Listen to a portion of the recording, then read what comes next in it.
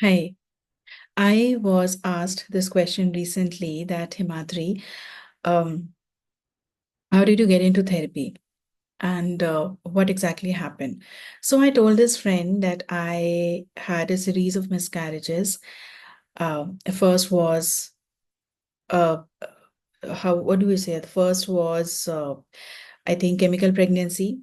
Second one was ectopic pregnancy, in which the embryo starts developing in one of your fallopian tubes. The third one was missed abortion, where the baby was there. I mean, there was an embryo and sac, and then suddenly the sac went missing. That process is called missed abortion. And I was going through a very bad time. So I used to cry, I used to feel bad, and uh, there were sleepless nights, there were crying spouts, and that's when I found my therapist, and that's when I started taking these sessions. So she asked me that how could working on your inner child, or how could past life regression, how could those things really help you? What exactly happened? How could that help you become pregnant and have a good delivery? So I told her, and I also, this question made me also wonder what exactly was happening. When I started therapy, when I started doing this work, I realized that I had started calling myself as a baby killing machine.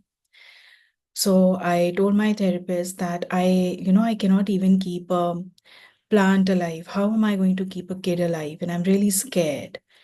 When he asked me further, I realized I did not really like children a lot. When I was a young kid, during my school time, I don't know, I was the kind of kid who was uh,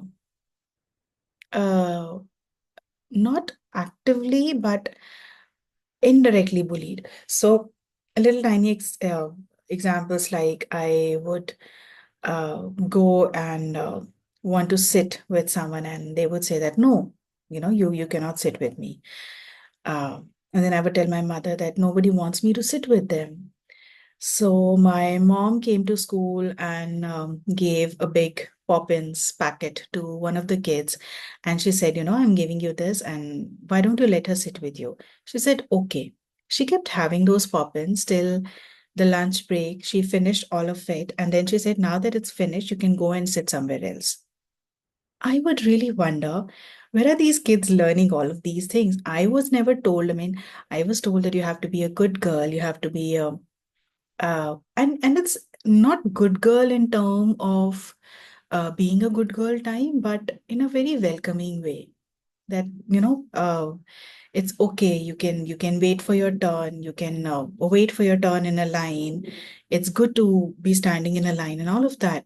I would never get a swing to swing on during lunch breaks. When there was an incident, I went to a birthday party, and suppose it was a girl's birthday party, and one of her friends, she came to me and asked, what did you bring? And I told her that, this is my gift I got, whatever game it was. She said, okay, give me, I'll give it to her. I gave that to her, and this girl took that entire gift, removed my name, and gave it to her friend and said, see, you are my best friend, and I've gotten two gifts for you. Wow. That was a time. There were so many kids. I don't know what happened. So the cake was cut, and I was standing very nicely, well mannered, standing behind that. I'll get it. I'll get my piece of cake. I'll get a chance. And that was a birthday party where I came home and I did not get cake.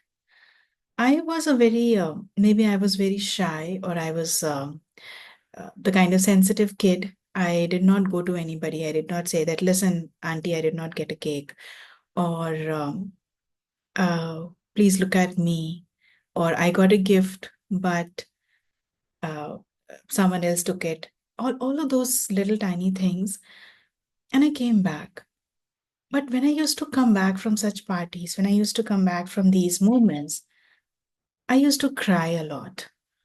Even right now, when I'm talking, I could feel that pain in my body surfacing up. And that would make me feel very uncomfortable. So there came a time where I did not want to go anywhere. I did not want to talk to kids. I did not want to kind of play with kids. Then, of course, I started gaining weight and I was a heavier kid. Nobody really called me fat or something like that, but I could feel a sense of exclusion. So I was not included with these people. My insecurities kept increasing. I kept being the outsider. And slowly and steadily, I started hating the kids. I would love reading, I would love coloring, I would do things that would make me happy, but I would not feel very welcomed in that space. Um, that kept happening. From that moment to this moment where I was trying to become a mother, deep down, I had this feeling, when I was asked more, I was inquired more. Deep down, I had this feeling that I cannot, maybe I'm not a good mother. Maybe I cannot, not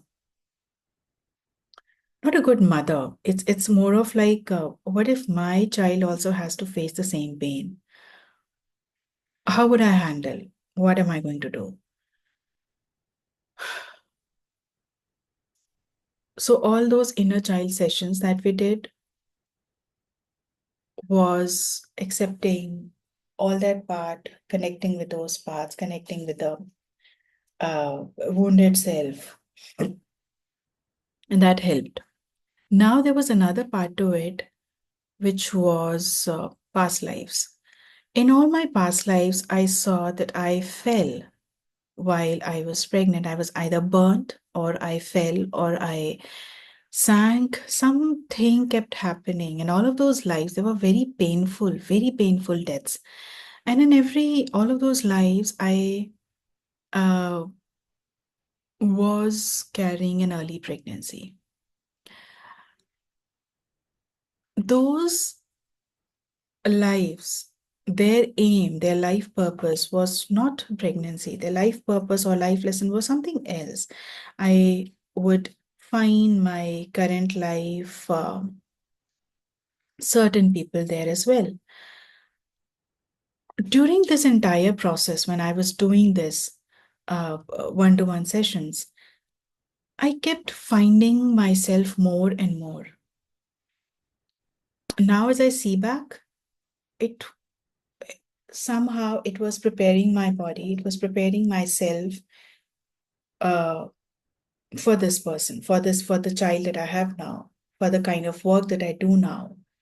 I needed that emotional intelligence or emotional security or having that capacity. I had to build that capacity. I was not fully or completely present as a human, as this person, as Himadri. How could I be present for my child? So everything that was happening, everything that happened at that time, I don't have any complaints.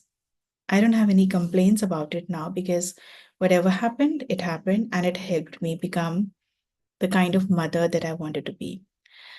Uh, and this is what happens. The presenting problem is not the main problem. So if somebody tells me that they are having issue with money, they're having issue with finances, I'm going to ask them what exactly is that issue with finances.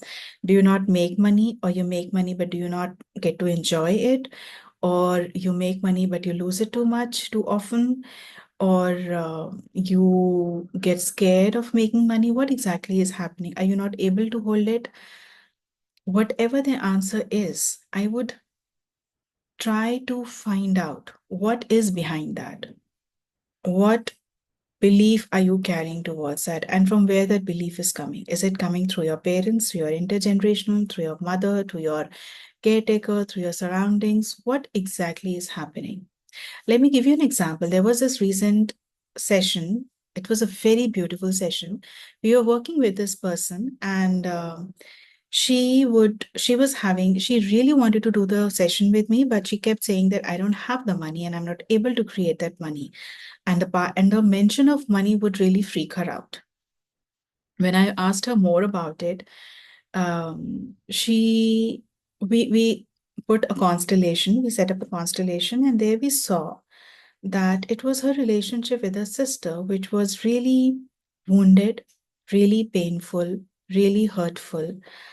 And because uh, her sister was elder and her sister had a job or started making money when she was small, her sister used to give her money when she needed. So money was in connection with sister. Money was first received through sister. And because she has a very painful relationship with her sister now, so when I asked her to look at the money, she could not see money. She was looking at her sister. And when I asked her to separate that this is money and this is your sister, she did not want to stay in between. She just wanted to kind of go away. So for her, the money energy was of that pain and that relationship, that bruised relationship with the sister. So this is what projection is. You are projecting something unconsciously towards money. I was projecting my inner child, my childhood wounds to becoming a mother. And the same way, uh, in the same way, someone could be projecting their inner child or their parental wounds in their relationship. And when they come, they say that they are having a relationship issue, or they would say that, their husband does not understand them, or their husband is too busy to look at them. However, this could be a complaint that this client is uh, making to her mother. This is what happens. This is what happens. This is the problem statement of a person coming to therapy. Now, how is it done? We learn to create space in our bodies. We learn to create and include and understand all different parts of ourselves. We learn to integrate the wounds and the survival mechanisms that we created for it and look at ourselves from that angle and from an angle of an adult. We learn how to become the adult that we are in this situation right now and not be guided by some limiting belief, by some false programming that we have been programmed or told or talked about. And it takes time. It doesn't happen in one day, in one session, in two sessions. It takes time. And that is why we keep meeting for at least 6 months or a year. You know how beautiful it is to keep meeting with someone who's not going to judge you, um, and offer you a safe space to experience everything that you have pushed away or pushed down for an entire year. It's not about the number of sessions that actually happens. It's about that uh, prolonged connection with someone over the year in between the sessions as well. That is what real hand holding means. That is what real support means. And that is how that growth is. You learn something, you go and apply in your life. You maybe are able to do it, and then you again fail it. Then you again come and you say, no, Himadri, you taught me this, and we worked on that, but we are not able to do it. We again try to find out what is happening, what is stopping. It is that connective connective dance or connective project that we do together till a point where you at some point want to be knowing that I'm holding the back of your cycle to a limit where I'm going to leave it. And one day you will turn and say, oh, I do not need anybody to hold the back of my cycle. But you need some time. You need some time and support when I have to hold the back of your cycle when you are cycling, when you're moving ahead. And there would be times you'll say, I need help, I need help. And I'll tell you that, listen, I am there for you. I am holding the back of your cycle. I'm behind you. And it's very beautiful. It's very beautiful. You look a client moving ahead in their life. They tell you that, listen, Himadri, I was able to put my choices in front of my mother. I was able to hold better boundaries. I was able to love my inner child. I was able to give that same love to my child. And it's beautiful. It's it's beautiful, wholesome experience that you get to experience, that you get to live in that time frame when you are working with someone. If you are intrigued after listening, or if you want to work with me, or you feel connected towards me, or you have always thought that I will connect with Himadri and I'll talk to her someday, this is the time. I am taking consult calls for the next year, for the 2025. We start as soon as mid of January. And I'm really looking forward for 5 seriously committed people who have done a lot of it, who have done, who have tried and tested different things and that hasn't helped or worked for them. You want to make big money in your business. You want to live a life full of joy, even if you're making money, but you're not able to hold on to that money, or not able to hold the joy of that money. Let's let's meet let's meet and work together and really find out what is it that you are trying to build and make and find and create. Where is it? Where is your true joy lying that you're not able to connect?